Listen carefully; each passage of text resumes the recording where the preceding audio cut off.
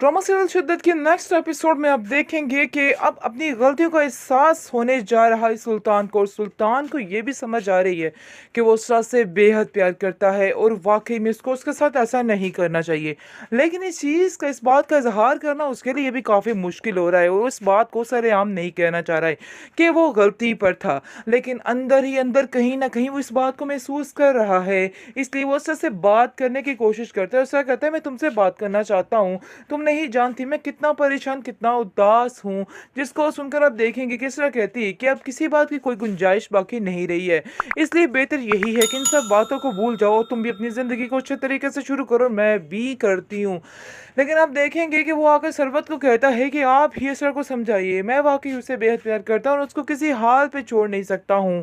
जिसको सुनकर वो कहती है कि तुमने जो करना था मेरी बेटी के साथ तुमने कर दिया, अब मज़ीद तुम्हारे लिए कोई भी रास्ता इधर नहीं खुला है।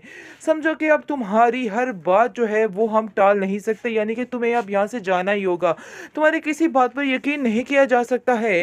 लेकिन अब देखेंगे कि असरा भी इसको साफ साफ कह रही है और कहती है कि अब दोबारा इधर आने की जहमत मत करना, क्योंकि अब मज़ीद तुम्हारी कोई बात नहीं सुनी जाएगी और ना ही अब तुम्हारी बातों का मैं यकीन करूँगी। वो साफ साफ उसको कह रही है और कहती है कि टेंशन मत लो और अपनी ज़िंदगी को तुम भी अच्छे तरीके से शुरू करो। आखिर तुम्हारे पास किस चीज़ की कमी है? तुम तो जो चाहे कर सकते हो, हर चीज़ तुम्हारे अंडर है, इसलिए तुम्हें क्या ज़रूरत किसी बात के लिए परेशान होने की। इसलिए बेहतर ये है कि तुम अपनी ज़िंदगी को अच्छे तरीके से गुजारो। जिस पर वो कहता है कि तुम अपनी ज़िंदगी जो गुजारना चाह रही हो मुझे बिल्कुल भी समझ नहीं आ रही, क्योंकि इस चीज़ की कोई भी मंजिल नहीं है और तुम्हें इस बात को समझना होगा।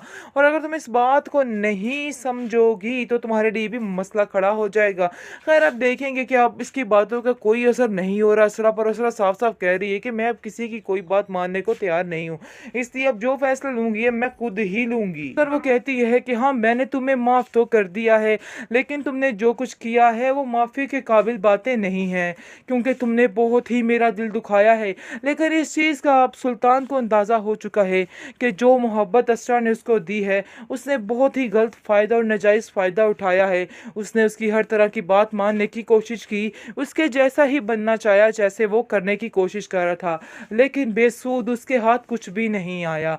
लेकिन जी उसके हाथ असरार आ चुका है। परेशान होने वाली, घबराने वाली कोई भी बात नहीं है। असरार उसके साथ साथ ही है और उसका साथ निभाने का वादा भी कर रहा है। और असरार को कहता है कि ऐसा तुम परेशान मत होना, इस सुल्तान की बातों को दिल पे मत लेना, जो हुआ सो हुआ, इसमें तुम्हारी कोई भी गलती नहीं थी। आगे से असद को कहती है कि सुल्तान के बारे में सोचकर कभी तुम मुझे छोड़ तो नहीं दोगे। लेकिन साफ साफ वो कहता है, आखिर मैं तुम्हारे साथ खड़ा हूँ, इसका मतलब यही है कि तुम्हारी हर बात को भूल चुका हूँ। तुमने अनजाने में जो कुछ भी कहा सो कहा, लेकिन तुम कल भी मेरी आइडियल थे और आज भी हो, इसलिए इन बातों को लेकर परेशान होने की कोई भी ज़रूरत नहीं है। ये बात सुनकर असरा काफ़ी ज़्यादा खुश हो जाती है और काफ़ी ज़्यादा तसल्ली में भी आ चुकी है, क्योंकि वो जानती है कि अब जो है उसका साथ देने के लिए इसरार खड़ा है और कभी भी उसको अकेला नहीं होने देगा। इस चीज़ की उसकी खुशी ने उसका मज़ा दुबाला कर दिया है और वो दोबारा ज़िंदगी की तरफ अच्छी की तरह से अच्छे तरीके से लौट रही है।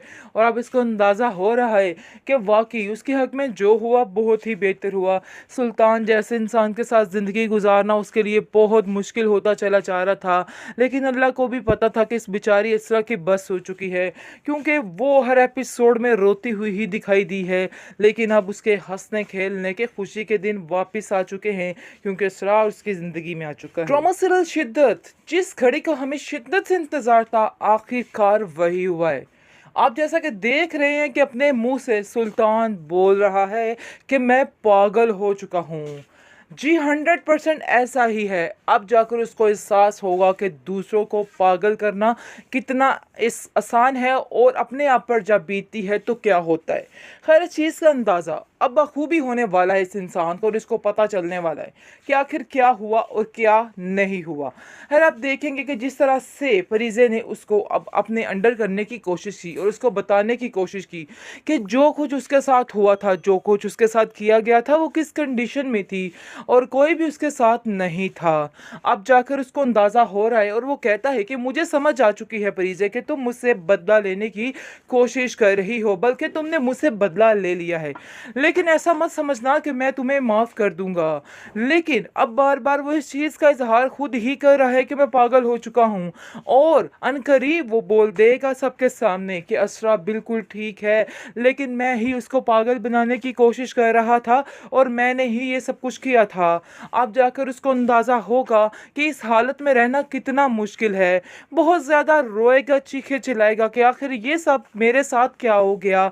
लेकिन परिजे इस बात पर खुश कहती है कि आज वही हुआ है जो तुम दूसरों के साथ करते फिरते थे। देख लो, आज तुम्हारे साथ भी वैसा ही हुआ है।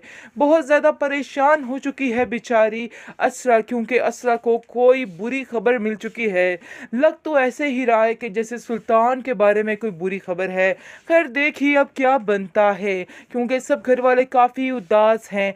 अब उनको समझ आ रही है कि बस अब सुल्तान का दी एंड हो चुका है, क्योंकि सुल्तान खुद आएगा और आकर माफ़ी मांगेगा असरा से और कहेगा कि असरा, मैंने जो कुछ तुम्हारे साथ किया मुझे ऐसा नहीं करना चाहिए था, क्या तुम मुझे माफ़ नहीं कर सकती हो। जिसको सुनकर वो कहती है कि हाँ, मैंने तुम्हें माफ़ तो कर दिया है, लेकिन तुमने जो कुछ किया है वो माफ़ी के काबिल बातें नहीं हैं, क्योंकि तुमने बहुत ही मेरा दिल दुखाया है। लेकिन इस चीज़ का अब सुल्तान को अंदाज़ा हो चुका है कि जो मोहब्बत असरा ने उसको दी है उसने बहुत ही गलत फ़ायदा और नाजायज़ फ़ायदा उठाया है। उसने उसकी हर तरह की बात मानने की कोशिश की, उसके जैसा ही बनना चाहा जैसे वो करने की कोशिश कर रहा था, लेकिन बेसूद उसके हाथ कुछ भी नहीं आया। लेकिन जी उसके हाथ असरार आ चुका है। परेशान होने वाली, घबराने वाली कोई भी बात नहीं है।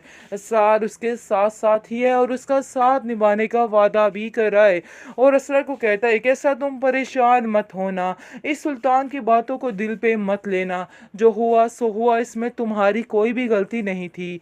आगे से असरार को कहती है कि सुल्तान के बारे में सोचकर कभी तुम मुझे छोड़ तो नहीं दोगे, लेकिन साफ साफ वो कहता है आखिर मैं तुम्हारे साथ खड़ा हूँ, इसका मतलब यही है कि तुम्हारी हर बात को भूल चुका हूँ।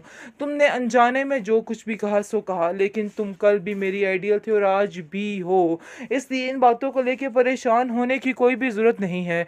ये बात सुनकर असरा काफ़ी ज़्यादा खुश हो जाती है और काफ़ी ज़्यादा तसल्ली में भी आ चुकी है, क्योंकि वो जानती है कि अब जो है उसका साथ देने के लिए इसरार खड़ा है और कभी भी उसको अकेला नहीं होने देगा। इस चीज़ की उसकी खुशी ने उसका मज़ा दुबाला कर दिया है और वो दोबारा ज़िंदगी की तरफ अच्छी की तरह से अच्छे तरीके से लौट रही है।